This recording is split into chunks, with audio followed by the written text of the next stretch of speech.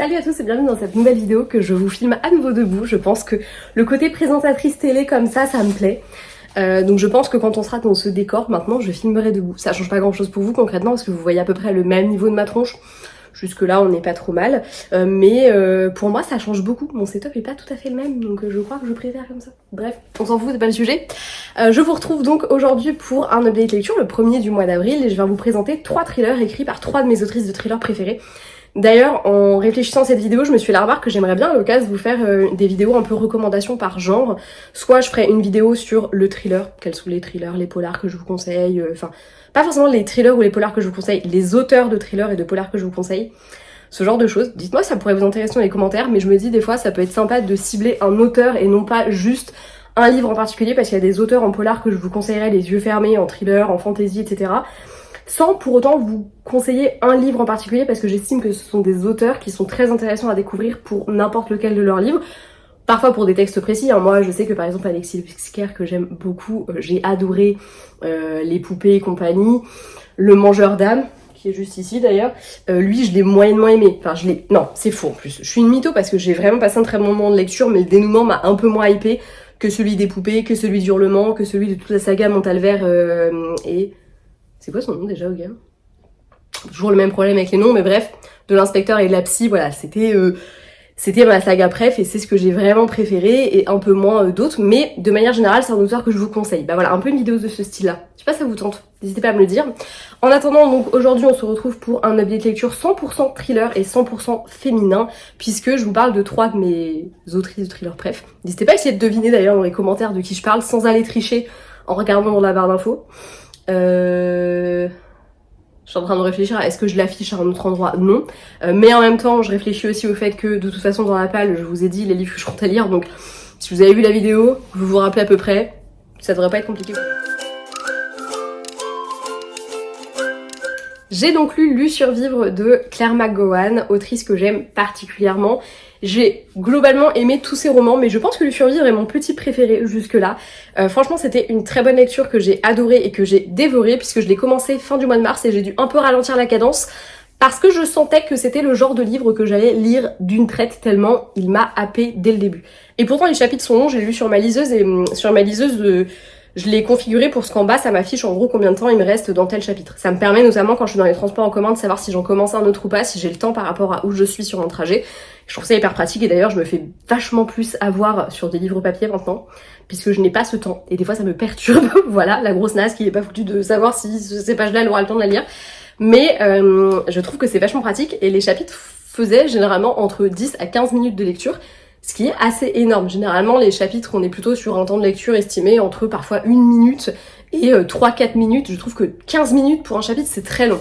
Et pourtant je ne les voyais absolument pas passer et c'est un livre que j'ai dévoré. Livre dans lequel on va suivre du coup Karen Walker qui est autrice. Sa carrière décolle pas trop mais son prochain roman risque de défrayer les chroniques puisque c'est ses mémoires tout simplement, et que Karen c'est pas n'importe qui. Avant d'être autrice exilée à New York, elle a vécu en Angleterre où elle a été ni plus ni moins que la petite amie, je mets des guillemets mais si vous lisez le roman vous savez pourquoi, du Bagman, un tueur en série.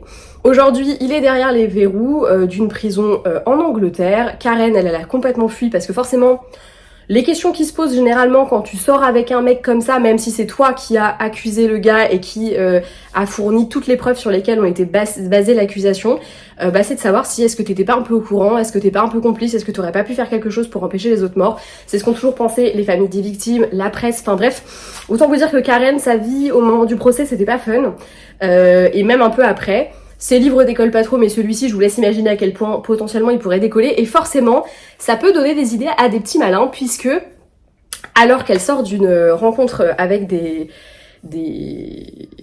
avec d'autres auteurs et des lecteurs, du coup, on va lui apprendre que une femme a disparu dans la ville où elle a grandi avec le Bagman, et où elle l'a connu d'ailleurs. Une femme a disparu, et potentiellement, il y a plein d'indices qui pourraient mener au fameux Bagman. Alors forcément la question se pose, est-ce que c'est le bon mec qui est derrière les barreaux? Est-ce qu'il n'y a pas un innocent qui croupit en tôle depuis 10 ans? Entre autres à cause d'elle. Bref, Karen va aussitôt sauter dans un avion et va décider d'aller rejoindre là-bas la police pour aider un petit peu à l'enquête. Bref, je ne vous en dirai pas plus, mais franchement j'ai très envie.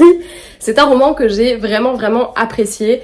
Je suis pas fanatique de tout et je trouve que voilà, la fin m'a pas transcendé de ouf, même s'il y a des détails que j'avais pas vu venir et je me suis fait avoir. Et franchement je trouve que de toute façon les 3 livres dont je vais vous parler, le plot twist m'a eu à chaque fois dans les 3.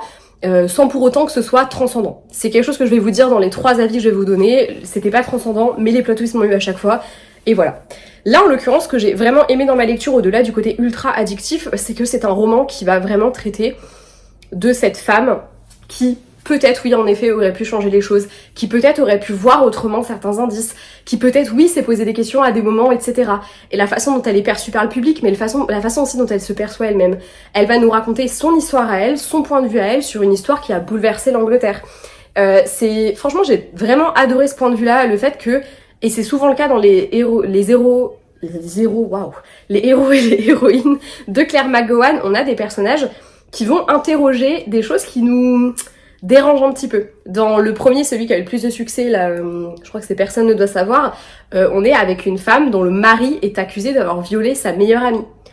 Donc forcément, cette femme-là, ben c'est à la fois t'as du mal à la détester et en même temps t'as du mal à apprécier à 100% ce personnage parce que bah il faut qu'elle choisisse sa place. Est-ce qu'elle défend son mari parce qu'elle le croit? Est-ce que... Enfin voilà, et là c'est exactement pareil. Est-ce que Karen, elle savait pas des choses? Est-ce que... Enfin voilà, petit à petit tu vas interroger ce personnage, tu vas à la fois t'attacher à certains détails d'elle parce que bah quand même elle a été vraiment traînée dans la boue alors que c'est elle qui a fini par aider à faire arrêter ce tueur. En même temps tu vas te poser la question de est-ce qu'elle a vraiment fait arrêter le bon mec? Parce que oui, la question se pose, en vrai toutes les preuves elles sont... C'est circonstanciel qu'on dit, je crois, de mémoire. Donc c'est pas des preuves accablantes, on n'a aucune preuve, il a jamais avoué ses crimes. Donc j'ai trouvé que c'était vraiment très intéressant la manière dont était ficelée l'intrigue.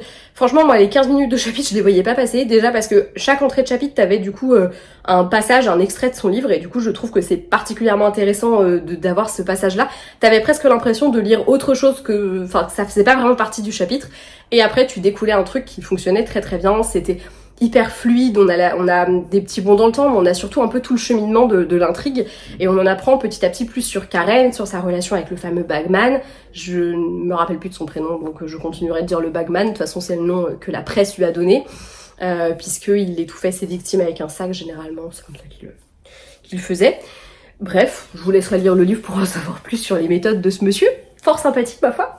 Bref, j'ai trouvé que c'était un roman qui était très bien construit et qui surtout interrogeait des choses qui parfois nous heurtent un petit peu. Nous, en tant que personnes normalement constituées, on a plutôt tendance à vouloir se placer du côté de la victime, à vouloir un peu, avoir ce rôle, avoir de mis en avant ce rôle de la victime. C'est assez rare qu'on ait la femme de, ou la copine de, l'amie de. Et je trouvais que c'était très intéressant parce que ça nous permet aussi de voir une autre version du tueur et de voir aussi qu'est-ce que elle a perçu à l'époque, qu'est-ce qui a fait que elle a fait tel ou tel choix. Et franchement, j'ai trouvé que c'était psychologiquement très intéressant à lire. L'histoire se lit aussi très bien parce qu'il y a différents petits mystères et des petites strates qu'on va petit à petit découvrir. Donc non, je trouve que c'est un bon thriller. C'est pas un thriller incroyable, mais je trouve que la façon dont il se lit, c'est vraiment un page turner. Wow. L'anglais c'est compliqué ici. C'est vraiment un page turner, on a vraiment un livre qu'on a du mal à lâcher, qu'on va complètement dévorer. Moi, faut vraiment, une fois que j'étais dedans et je l'ai tabassé le bouquin.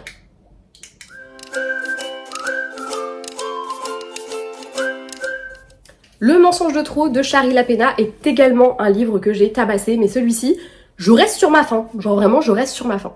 Dans ce roman, on va suivre un médecin. Je crois que son prénom c'est William, mais j'ai un petit doute là tout de suite. Bref, il est médecin, il a une petite vie de famille parfaite avec sa fille, son fils, sa femme, tout va bien dans le meilleur des mondes. Mais William, le petit coquinou, il a une liaison avec une femme qui habite dans sa rue, qui elle également a une petite vie somme toute assez parfaite. Elle fait du bénévolat à l'hôpital parce que c'est vrai que les femmes au foyer ont le temps de faire ça. Voilà, elle a 2 enfants, pareil, enfin, petite vie parfaite et bien sous tout rapport et tous les deux entretiennent une liaison. Ce jour-là, à l'hôtel, j'allais dire à l'hôpital, non, à l'hôtel, elle met fin à la liaison parce qu'elle considère que c'est pas bien et parce qu'elle a, semble-t-il, soudain retrouvé une conscience, donc elle met fin à cette liaison. Et William est un peu vénère. Ça le fait un peu chier, il a un peu le seum, il est amoureux de cette femme, il se voit, d'ailleurs il se projetait même dans l'idée de recréer une famille tous les deux, enfin vraiment il était à 2 doigts limite de quitter sa femme. Il lui avait jamais dit, donc bon c'est un peu facile de lui dire le jour où elle te quitte, mais ok. William pas content, il rentre chez lui à l'improviste et là il tombe sur sa gamine qui aurait pas dû être là, le ton monte, etc. Il lui fout la baffe de sa vie, il se barre, sauf que le soir quand le petit frère rentre, quand la mère rentre, quand tout le monde rentre, la gamine elle a disparu. Impossible de retrouver sa trace, on ne sait pas ce qui s'est passé. Est-ce que William est re-rentré chez lui? Est-ce que la baffe qu'il a donnée à sa gamine aurait fini par la tuer? Écoutez, nous verrons bien, mais en tout cas dans le voisinage tout le monde est suspect et c'est l'histoire du mensonge de trop, donc de Shari Lapena. On retrouve un petit peu des choses qu'elle nous a déjà fait, des histoires de voisinage où on va finir par soupçonner tout le monde, où tout le monde va avoir des secrets et on va plonger dans des familles bien sous tout rapport et qui finalement ne sont pas si parfaites que ça. Et c'est quelque chose que j'adore. Les thrillers domestiques, j'adore ça pour ça. J'aime exactement ce que j'ai retrouvé dans ce livre avec ce côté couple parfait, petits enfants parfaits. Et en fait, quand tu vas creuser un petit peu et que tu vas retirer le vernis de tout ça, tu vas découvrir tout ce qui ne fonctionne pas dans le couple, tout ce qui ne fonctionne pas dans cette histoire-là précisément, dans cette famille-là. Et tu vas aller surtout te rendre compte que dans chaque petit foyer de cette petite rue, en fait, il y a des trucs qui vont pas, il y a des gens qui sont un peu tordus, il y a des histoires qui paraissent parfaites comme ça quand tu les regardes de l'extérieur, mais qui ne le sont pas. Et franchement, j'adore. Shari Lapena, pour moi, c'est la meilleure dans ce domaine. Je trouve que ce qu'elle fait, c'est incroyable. Et je trouve que vraiment, elle a le don pour pointer du doigt ce qui ne va pas dans les familles et pour l'afficher clairement à la tronche des gens. Et je trouve que ça marche hyper bien. Ce roman, je l'ai dévoré également parce que, et ça c'est aussi le propre de Shari Lapena et quelque chose que j'adore chez elle, ça s'enchaîne. On va à la fois suivre les flics qui gèrent l'enquête, les voisins, les parents dont l'enfant a disparu, la famille de la femme avec qui William trompait la sienne. Enfin, on va suivre un petit peu tout un florilège de personnages. On va voguer de l'un à l'autre. Et du coup, ça s'enchaîne très rapidement. Le roman, je pense aussi que je crois que c'est un des plus courts de l'autrice parce que il me semble, pour l'avoir vu en grand format, qu'il fait vraiment petit. Après, moi, je l'ai lu en e-book. En plus, il est dispo dans la Bo Kindle, donc faut pas hésiter. Et du coup je visualise pas très bien, mais il me semble que le grand format fait vraiment partie de ceux où je m'étais dit ah putain il est assez court, et ça s'explique peut-être par ce qui va venir juste après, mais j'ai vraiment aimé ce côté très ça va vite. En même temps les événements se déroulent en moins d'une semaine, donc oui forcément ça va vite. La fin, je ne l'ai pas vu venir, donc encore une fois plot twist très bien ficelé, mais j'ai eu un peu de mal à croire à ce qui s'était réellement passé ce jour-là quand la gamine a disparu. Gamine d'ailleurs que j'ai pas du tout apprécié, enfin franchement dès qu'on en parlait, gamine insupportable en fait, enfin vraiment. Puis je n'arrive pas à lui trouver d'excuses, je comprends que ses parents le fassent, même si le père il a un peu, j'ai l'impression qu'il la voit un peu telle qu'elle est, plus que la mère. Mais ouais j'ai eu un peu de mal avec cette gamine que j'ai pas du tout, mais alors pas du tout aimée. Bref, c'est pas ce qu'on me demande en même temps de l'aimer, mais c'est un peu plus facile de t'attacher à ce personnage-là, sachant que c'est lui qui a disparu et que c'est lui qu'on cherche. Mais bref, tout ça pour dire que la fin, je l'ai trouvé peut-être un chouïa tiré par les cheveux. Je trouvais que ça coulait de source dans le livre et ça m'a pas non plus perturbée, mais c'est vrai que quand tu y réfléchis un petit peu après, tu te dis ouais bon, est-ce que vraiment c'est crédible? Je pense pas. Voilà. Et l'autre gros défaut du livre, même si je l'ai adoré, et les deux d'ailleurs, que je les ai beaucoup aimés, je les ai notés 5 étoiles les deux, parce que mon expérience de lecture était vraiment top. Et moi c'est ça généralement que je note à l'instant T, c'est mon expérience de lecture était top, donc j'ai mis 5 étoiles pour les deux, et je leur ai mis de très bonnes notes à tous les deux. Mais il faut savoir que le roman se termine et qu'on passe aux remerciements, et j'ai cru qu'il me manquait une partie de l'e-book. Voilà. Parce que vraiment, la fin est ultra abrupte, et j'ai été voir du coup des commentaires de personnes qui l'avaient lu, et je suis pas la seule à avoir ressenti ça, donc je me dis bah non, il ne manque rien dans l'e-book. Je pense que j'irai quand même par curiosité vérifier dans le livre papier en magasin que je me plante pas, mais je pense pas, parce que c'est cohérent avec ce que j'ai lu. Mais je trouve vraiment que la fin ouverte, il n'y a pas de problème. Là, c'est peut-être un peu trop ouvert, quoi. C'est vraiment...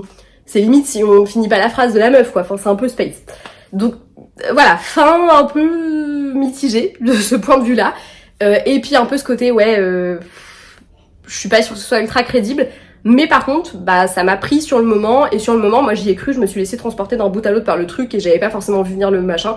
Donc, bonne lecture quand même pour moi, même si, oui, forcément... voilà, je pense que parfois, quand on lit des livres, il faut savoir mettre de côté notre côté le plus terre à terre. Et je trouve que dans certains livres, quand la lecture est tellement fluide que tu te laisses porter par le truc, ça fonctionne. Et c'est pour ça que j'aime bien Shari Lapena, Claire McGowan, Alice Finney, Lisa Jewell même, c'est parce que je trouve que la lecture est tellement fluide que plus c'est gros, mieux ça passe limite. Donc, après tout, pourquoi pas. Mais par contre, le côté fin ouverte, j'adore ça chez Shari Lapena, mais là j'ai trouvé que c'était un peu too much.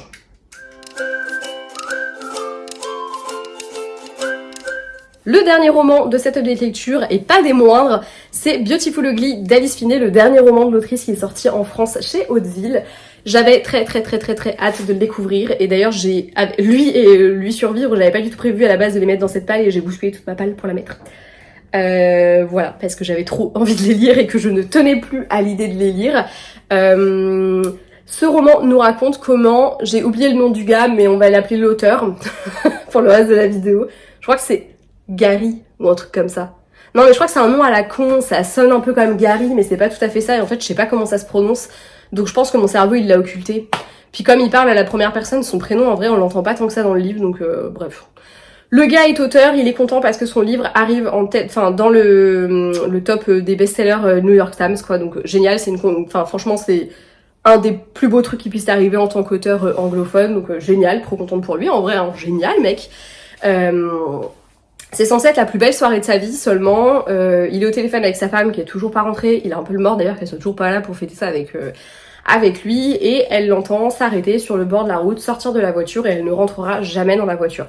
Il y avait quelqu'un allongé sur la route et depuis bah plus rien. La voiture est restée là, sa veste est restée là, sur le fish and chips sur le siège passager, son portable, tout était là mais elle était plus là. 1 an plus tard, il s'est toujours permis de ça, il dort quasiment pas, il est incapable d'écrire. Bref, c'est vraiment la merde, d'autant plus qu'il avait eu une avance de son éditeur pour un deuxième roman et il a pas été capable de l'écrire, donc il a perdu de la thune. Enfin bref, c'est le gros bordel, il vit dans des gîtes parce qu'il a pas de quoi se payer un appart. Bref, pas foufou le petit Gary. Vit un peu de merde quoi.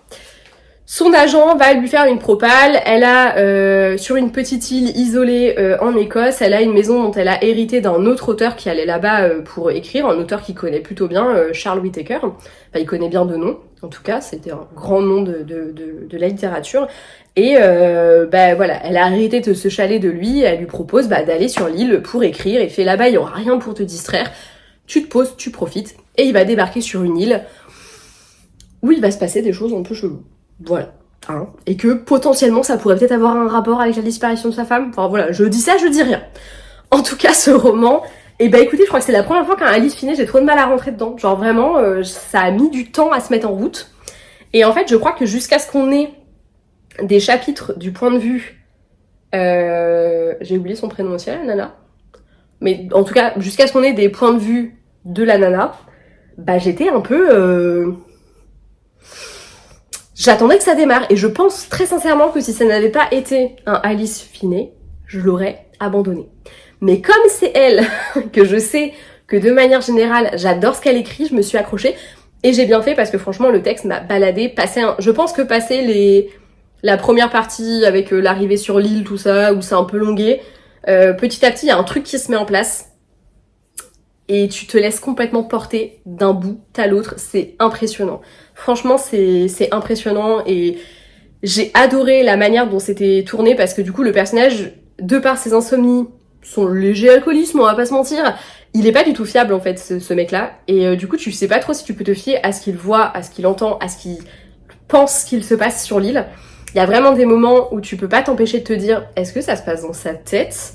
Ou est-ce que non, c'est juste... Et je trouve que c'est très bien ficelé. Il y a même un moment où je me suis dit, il nous faut un truc à la Shutter Island. J'en dirai pas plus pour ceux qui n'ont pas vu Shutter Island, mais ceux qui l'ont vu, bah forcément voilà. J'ai envisagé cette piste-là, j'ai envisagé la piste de la folie, j'ai envisagé la piste de... On fait en sorte qu'il tombe fou. Et je ne vous dirai évidemment pas quelle piste est la bonne. Peut-être que c'en est aucune de celles-ci. Mais en tout cas, je me suis complètement fait balader. Et celui-là, par contre, j'ai vraiment kiffé. Mais, même chose que pour le précédent, je trouve que c'est un chouïa tiré par les cheveux. Je trouve que là, des trois, celui qui est le plus réaliste, c'est le premier. Encore que la fin, voilà, je reste encore un petit peu mitigée sur la fin. Mais là, pour le coup, pareil, c'est encore un petit peu tiré par les cheveux et tout. Mais ça correspond tellement à ce que l'autrice fait. Et en fait, je trouve que ça colle tellement à l'univers, à ce qu'elle veut créer. Son roman a du sens, en vrai. Dans la sphère du roman, et c'est le cas pour tous ses livres, ça a du sens. Alors oui, après, si tu réfléchis 2 minutes et que tu te poses et que tu te dis alors attends, parce qu'en fait, machin, truc, bidule, tu peux te dire, oui, en effet, c'est peut-être un chouïa tiré par les cheveux, mais ça fonctionne dans le roman. Et encore une fois, j'estime que quand on lit, il faut savoir fermer un peu les yeux sur des détails, voilà, je vais pas dire de la physique parce qu'on n'en est pas non plus à ce stade-là, hein, c'est pas genre des trucs complètement alambiqués, de ce point de vue-là, où vraiment ça déforme les lois de la physique et tout ça. Non, c'est plus que là, c'est peut-être un chouïa too much en termes de psychopathie et compagnie, quoi. Mais voilà, je trouve que ça fonctionne dans le roman, c'est un roman qui est très addictif. Moi, à la fin, je l'ai dévoré, je crois qu'il me restait quasiment la moitié. J'ai passé mon après-midi à le tabasser, le livre. D'ailleurs, c'était le jour où on avait commencé notre lecture commune de Fleurs aux pétales d'or avec Elisa, et j'ai dû lire 2 chapitres parce que j'étais tellement à fond dans celui-là qu'en fait, j'ai été dedans et je n'ai pas du tout commencé la lecture commune. Et à la fin de la journée, je me suis dit, je vais quand même commencer, histoire de dire, voilà, j'ai quand même un peu lu et qu'on puisse débriefer un minimum sur les 2 premiers chapitres. Mais non, 6 chapitres que j'ai lus, mais en fait je les ai pas lus le soir même. Elle en a lu 2 et moi je les ai lus que le lendemain. C'est ça qui s'est réellement passé. Donc bref, tout ça pour dire que j'ai décalé un peu la LC juste pour pouvoir, parce que j'étais tellement à fond dans celui-là qu'en fait il m'a happé, et la fin est vraiment géniale. Mais le démarrage est